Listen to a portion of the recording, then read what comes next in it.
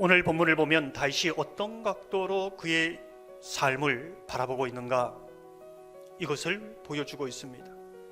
6절 말씀을 보면 다윗이 다메섹 사람의 수비대를 두매 아람 사람이 다윗의 종이 되어 조공을 바치니라. 다윗이 어디로 가든지 여호와께서 이기게 하시니라. 어디를 가든지 여호와께서 이기게 하셨다, 이렇게 설명하고 있습니다. 어디로 가든지 이기는 삶, 다윗처럼 여러분도 그런 삶을 사모하고 소망하기도 합니다. 그런데 이긴다는 것이 무엇일까요? 내가 원하는 것이 이루어졌다고 정말 그것을 이긴 삶이라고 말할 수 있는가? 그것이 그리스도인의 이기는 삶일까?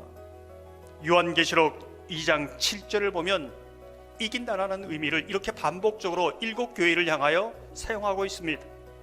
요한계시록 2장 7절, 이기는 그에게는 내가 하나님의 낙원에 있는 생명나무의 열매를 주어 먹게 하리라. 이기는 그에게는, 이기는 그가 누구입니까? 성도입니다. 무슨 뜻일까요?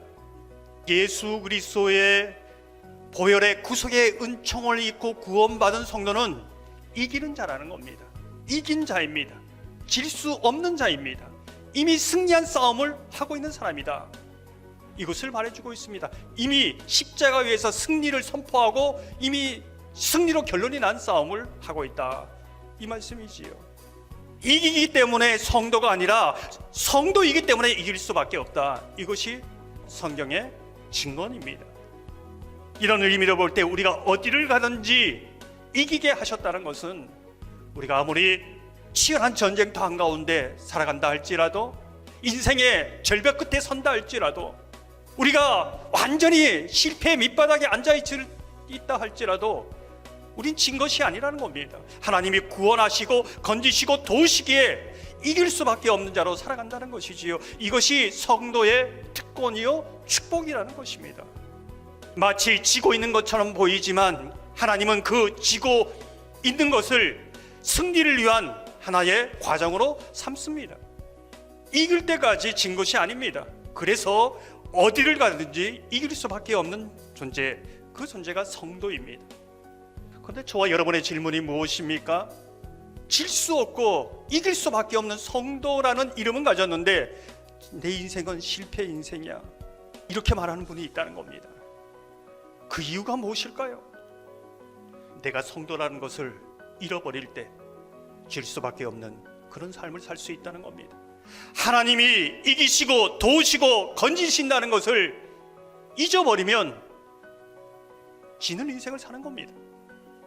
성도이지만 인생의 각도를 어떤 각도에 보느냐에 따라서 늘 승리하는 삶을 살 수도 있고 실패의 인생, 불행한 인생을 살 수도 있다는 겁니다. 오늘 보면은 다윗이 늘 어떤 각도로 보기에 늘 이기는 삶을 살아가는가, 그 비결이 무엇인가를 오늘 본문을 통해 우리에게 보여주고 있습니다. 오늘 본문을 보면 승리는 내 삶에서 일어난 사건이지만은 이 승리를 하나님이 내게 주셨기에 있게 된 것을 믿음으로 고백합니다. 하나님의 이기게 하셨기에 이긴 싸움이라고 그렇게 말하고 있는 것이지요. 아주 작은 차이지만 성도만이 고백할 수 있고 성도만이 볼 수 있는 그러한 시각입니다. 그러한 각도이지요. 4절을 보면 이렇게 말씀합니다. 병거 100대의 말만 남기고 다윗이 그 외의 병거의 말은 다 발의 힘줄을 끊었더니, 승리가 목적이 아니라는 겁니다.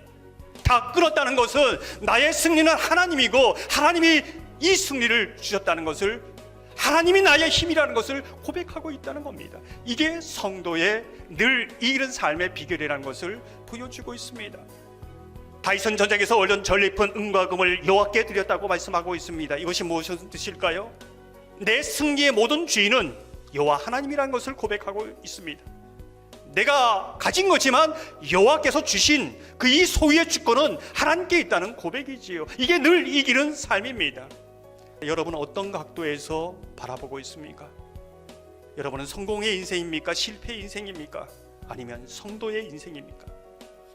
날마다 내 인생의 모든 길 가운데 성도의 길을 보여주시고 늘 이기는 삶을 보여주시는 그 길로 감으로 내 삶이 정말 복된 길, 승리의 노래가 끝이지 않는 그러한 삶이 되시기를 주님의 이름으로 축원합니다.